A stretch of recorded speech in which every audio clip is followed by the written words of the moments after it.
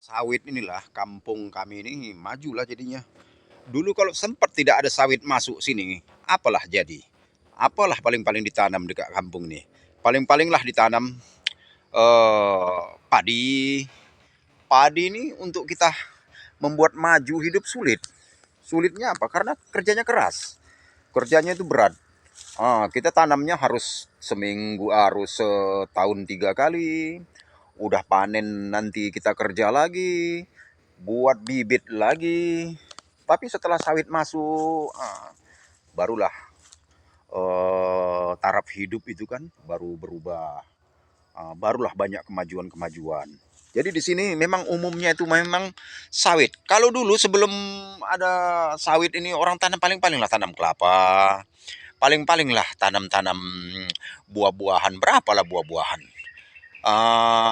Kuini, jambu, atau apalah, rambutan, paling-paling lah setahun berapa kali.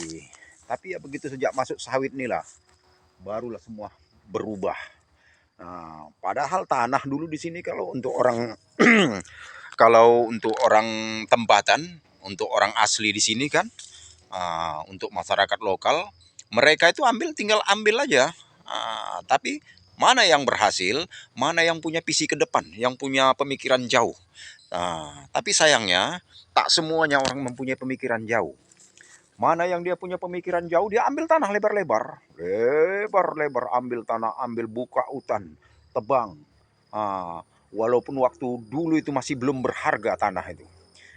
Tapi orang yang mempunyai pemikiran maju nih, visi dia jauh ke depan, berhasil. Sekarang mana-mana yang tanahnya lebar itu duduk tenang. Tapi ada juga sebagian yang pemikirannya tak sampai ke sana. Waktu orang ngambil tanah sibuk berebut tanah, dia masa bodoh aja. Alhasil tuahnya tak punya ini, tak punya itu.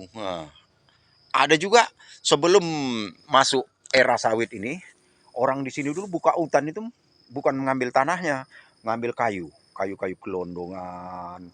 Zaman itu kayu masih mewah, dibawa ke bagan si api-api kan, dibawa ke bagan si api-api pembuatan kapal. Itu Cina lah yang ambil, toke-toke Cina. Dulu kayunya kayu-kayu langka di sini masih banyak. Ini kan dulu hutan semua nih, hutan.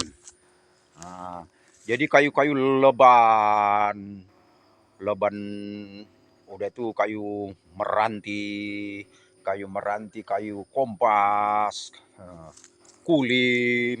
Dulu di sini rajanya tuh di sini. Kayu-kayu kulim ini dia punya keras macam batu. Kulim nih hampir setengahnya besi. Jadi kulim kompas ini kan kebanyakan dia dibuat kalau kapal untuk galangan kapal untuk lunasnya. Tulang utamanya. Barulah nanti leban. Nanti suatu saat kutunjukkan ya macam mana pokok leban ya, banyak di sini. Masih banyak kayu-kayu leban. Keistimewaan daripada kayu leban itu, dia biasa kayu ya, digergaji pun dia taklah keras. Jadi itu untuk tulang-tulangan kapal. Ibarat nah ini lunas tadi kan kayu apa? Kompas ataupun kulim. Ini tulang-tulang sini-sininya ini kayu apa? Leban. Kayu leban itu keistimewaannya kalau paku sudah masuk, waktu memaku di papan, ini papan, ini paku. Rap. Asal sudah masuk, bekarat dia sedikit di dalam itu tak bisa dicabut. Sifat daripada kayu leban ini dia menyepit, menggigit.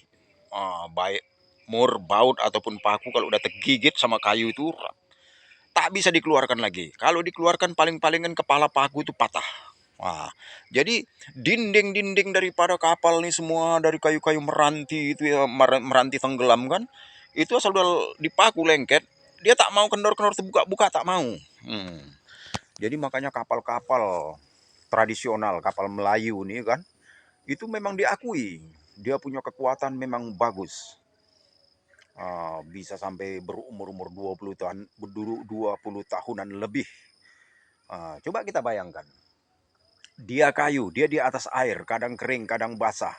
Tapi boleh tahan, tak lapuk-lapuk. Ya, pertama memang kualitas kayunya. Yang kedua memang perawatannya.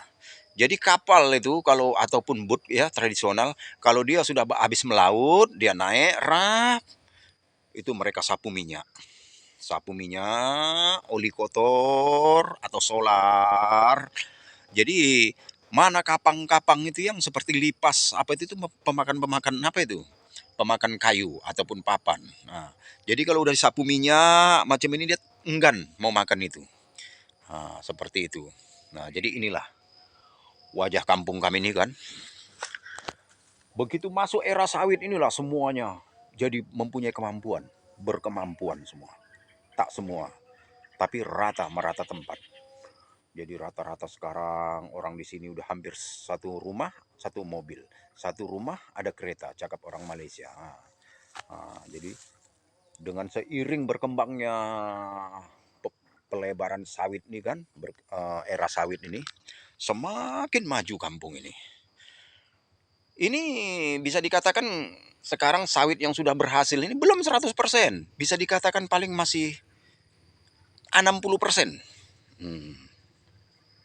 Baru 60%. Karena orang pekebun-pekebun sawit ini, mana yang seperti saya ini tanaman saya nih.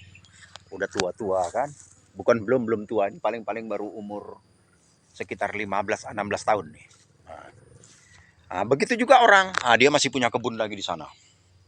Masih ada kebun lagi di sana. Kadang-kadang sawitnya belum lagi menghasilkan, masih buah-buah kecil-kecil, macam itu. Jadi masih banyak lahan-lahan yang sawitnya baru tanam, belum berhasil, bahkan baru-baru berhasil, masih umur 4 tahun, 5 tahun, banyak. Jadi belum sekaligus ini berhasil semua. Bisa dikatakan kalau untuk 5 tahun, 6 tahun ini belum lagi 100%. Macam itulah daerah Rokan Hilir tempat kami nih. Ya alhamdulillah, Allah itu menempatkan kita pada tempat yang tepat. Walaupun sebelumnya dulu tempat saya itu entah di mana-mana, kadang-kadang di tempat preman, di tempat samseng, tapi Allah Maha Adil, kita punya niat memang baik-baik, ditempatkanlah kita di tempat yang selayaknya. Ditempatkanlah kita di tempat mana yang kita bisa hidup, bisa bahagia di situ. Alhamdulillah. Apa yang kamu pikirkan itulah yang kamu dapat, kata orang, kata pepatah.